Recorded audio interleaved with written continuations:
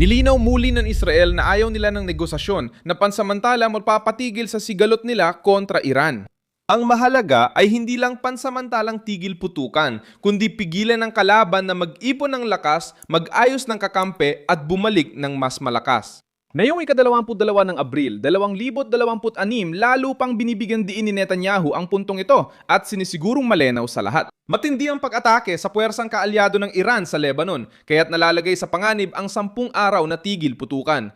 Habang sinisikap ng Washington na iligtas ang usapan at iginigiit ng Jerusalem na hindi bibitiw sa kampanya laban sa Hezbollah, ano nangyari?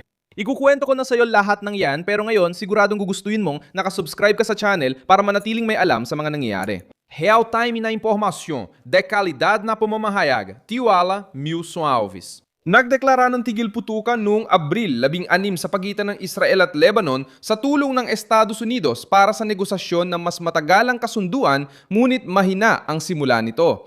Pinanatili ng Israel ang konsepto ng sona ng seguridad sa Timog Lebanon, tumangging agad lisanin ang sinakop na lugar at iginiit ang karapatan sa sariling depensa.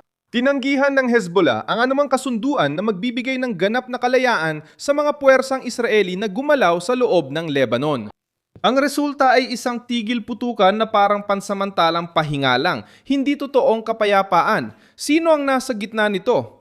Sa kabilang banda, sina Benjamin Netanyahu at ang gabineteng pandigma ng Israel ay nagsasabing layunin nilang pahinain ang Hezbollah at magtatag ng protektibong sona sa Timog Lebanon.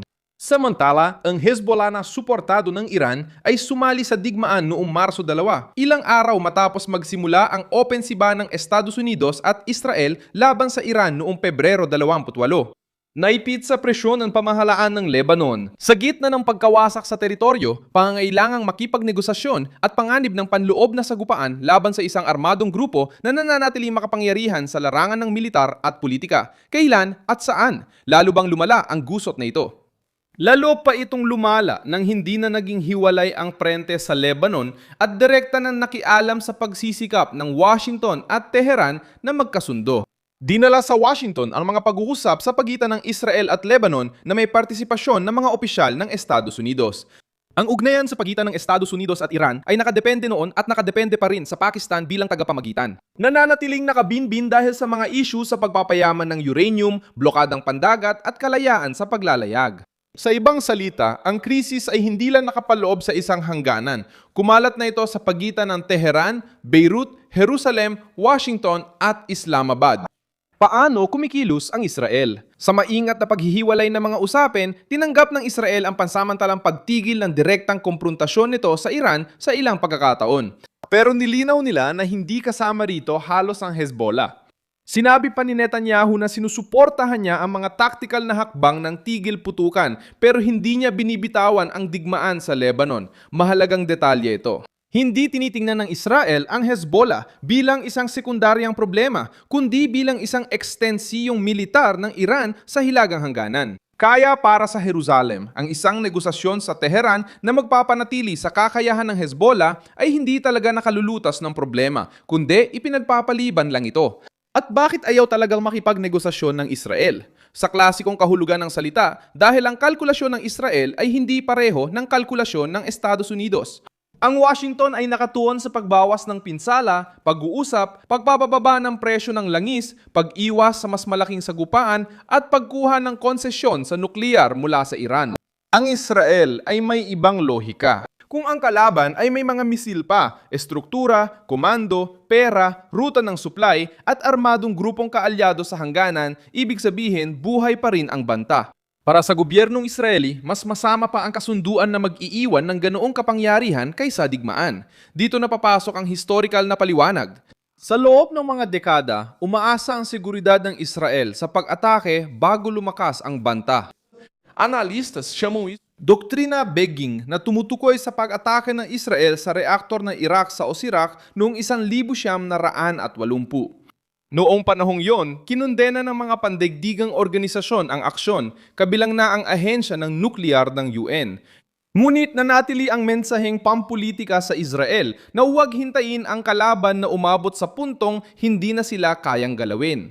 Ang parehong luhika na, ito ang ginagamit ng mga analista para ipaliwanag ang pag-atake noong 2007 laban sa isang pasilidad sa Syria na pinaghihinalaang may kaugnayan sa nuklear. Kung iuugnay ito sa kasalukuyang krisis, ang mensahe ay simple at matindi. Hindi naniniwala ang Israel na sapat ang kasunduan para mapigilan ang Iran at mga kaalyado nito. Kung hindi mawawala ang nuclear na kakayahan ng Tehran, mananatiling armado ang Hezbollah at patuloy ang banta sa hilagang hangganan, alam ng Jerusalem na pansamantalang pahinga lang ang negosasyon para makabawi ang kabila.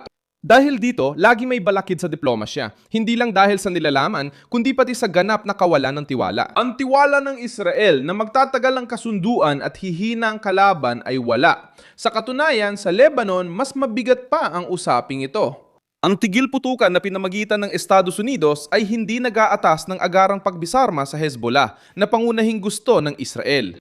Kasabay nito, nananatili pa rin ang mga tropang Israeli sa isang bahagi ng Timog Lebanon. Nanganggamba ang pamahalaan ng Beirut sa pagpapatuloy ng opensiba at panganib ng panloob na pampulitikang pagsabog kung haharapin nila ang Hezbollah. Ayon kay punong ministro Nawaf Salam, ayaw ng Lebanon ng komprontasyon sa grupo pero hindi rin nila tatanggapin ang pananakot.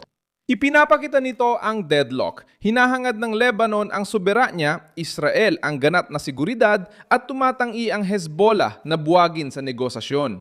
Mabigat na ang ganitong sitwasyon. Ayon sa Reuters, mahigit 2,400 Libanis na ang namatay mula nang lumala ang sitwasyon at ang timog ng bansa ay naging isang lugar ng matinding pagkasira at paglikas.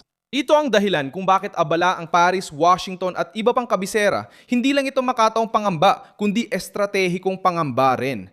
Habang lalo pang lumulubog ang Lebanon, lalong nagiging mahirap patatagin ang hangganan, mas lumalaki ang puwang para sa radikalisasyon at lalong napapalayo ang anumang pangmatagalang kasunduan sa pagitan ng Israel at Iran. Ang laban ng nasa Lebanon ay hindi na pangalawa lang, kundi naging sentrong bahagi ng tunggalian. May isa pang dahilan. Ang digmaan laban sa Iran at ang sigalot sa paglalayag at mga blockade sa paligid ng Golpo ay nakaapekto sa merkado at nagtulak sa Estados Unidos na maghanap ng diplomatikong solusyon. Pero para sa Israel, hindi maaaring mas mahalaga ang usaping enerhiya ng kanluran kaysa sa kanilang pananaw tungkol sa sariling kaligtasan. Ipinaliwanag nito kung bakit sinasabi ng Washington na may pag-asa sa kasunduan, habang ang Israel ay tila nakakita ng bihirang pagkakataong durugin ang gulugod militar. Mga kaalyado ng Tehran, hindi ito maliit na pagkakaiba, kundi pagkakaiba sa mismong panghuling layunin. Sa huli, hindi naniniwala ang Israel na ang pakikipagnegosasyon na yon ay mag-aalis ng banta bukas. Para sa iba, maaari itong tawaging katigasan, kalabisan o palaging pag-asa sa puwersa. Ngunit para sa Israel, isa itong malamig na desisyon. Harapin na yon habang may kalamangan pa o tanggapin ang isang kasunduan na maaari magpanatili sa ugat ng problema. Nangingibabaw ito sa sigalot. Habang sinusubukan pamahalaan ng Estados Unidos ang krisis, sinusubukan namang baguhin ito ng Israel sa pamamagitan ng lakas. Kung hindi mabubuwag ang Hezbollah, hindi mapipigilan ang estratehikong kakayahan ng Iran at hindi mababago ang balanse sa hilagang hangganan, malamang ituring ng Jerusalem na hindi kumpleto, marupok at mapanganib ang anumang negosasyon. I-like ang video, mag-subscribe sa channel at tingnan ang mga komento para mas maging aktibo sa komunidad ni Milson Alves.